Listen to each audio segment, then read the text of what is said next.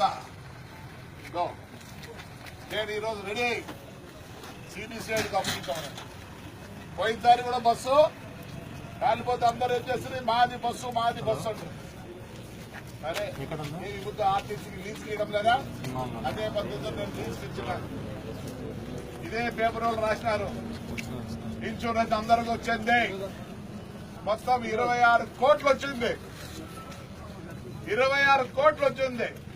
పొద్దున ఒకరు చెప్తారు రెండో డ్రైవర్ని దాచిపెట్టినారని. చెప్పాల్సింది ఏమంటే రెండో డ్రైవర్లు లేదని చెప్పాలా.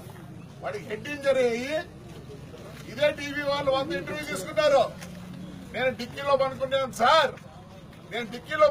సార్ అని వాడు చెప్తా అన్నాడు. అతను తెలుసా, కొన్ని దాంట్లో టీవీలో వస్తుంది డిక్కీలో ఎట్లా గాలి వస్తుందంట. సార్ ఈ బండ్లకు డిక్కీలో భర్తీ చేస్తారు, వెంటిలేటర్లు ఇస్తారు, 2 ఏసీ డక్టింగ్ ఇస్తారు, ఏసీ డక్టింగ్ ఇస్తారు. ఇది ఇక్కడే కాదు, ఫారెన్ లో కూడా అంతే. ఇది ఫారెన్ నుంచి వచ్చిన బండి కాంపన్సేషన్ అందరికి వచ్చింది. ఇది మీ పేపర్ రాసినది. ఈ నా కొడుకు నాకు కావాల్సిన నోటి జవాబు. సీఎం గారు మమ్మల్ని ఏంటి సేవ్ చేసేది, ఎన్న సేవ్ చేస్తాడు కావాలి. నాకే అతను ఏమైనా చేసుకొని నాకు అనవసరం. ఏమవుతుందో నేను మన ఆయన బస్సు ఉన్నారు, నేను బస్సు ఉన్నారు, నా కొడుకు బస్సు ఉన్నారు.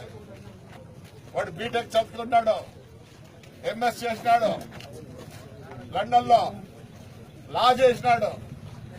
మా బతుకుతారు ఇదే, మేము బతికే తీస్తున్నా. ధైర్యంగా చెప్తాను, ధైర్యంగా తిరుగుతాను.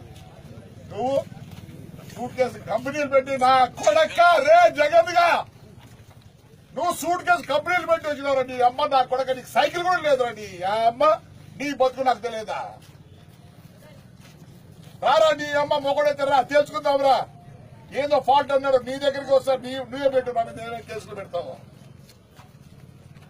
బతుకులేదు నా కొడక. నువ్వు మీ నాయన చచ్చిపోతే నువ్వు పోస్ట్ మార్టం అంటావు. పోస్ట్ మార్టం ఎప్పుడో వచ్చేది, ఫారెన్సిక్ రిపోర్ట్ వచ్చినాక వస్తుంది. మీ అమ్మ నా కొడక, మీ నాయన లాస్ట్ కులే బాడీ కూడా మీ నాయన తీలే. కొలదూరు గంపలో కప్పి 3 గంటలు ఇచ్చినారా నా కొడక. నువ్వు అదే ఆలోచనావా? ఏమనుకుంటున్నావు? రాయదుర్గులు యాక్సిడెంట్ అయితే నువ్వే రాస్తావు, దాన్ని ఏమిచ్చినావు. దీనికి యాక్సిడెంట్ జరిగితే కాంపెన్సేషన్ రూపాయి రాదు. దీంట్లో ముగ్గురే ఉండాల్సింది. ఏం లేదు బీదోళ్ళు ఏం రాస్తారు దాంట్లో 5 మహిళలు కూలీలు ధర్మవరం ఎందుకు కూలీలు కాబట్టి రాలే. దివాకర్ రెడ్డిది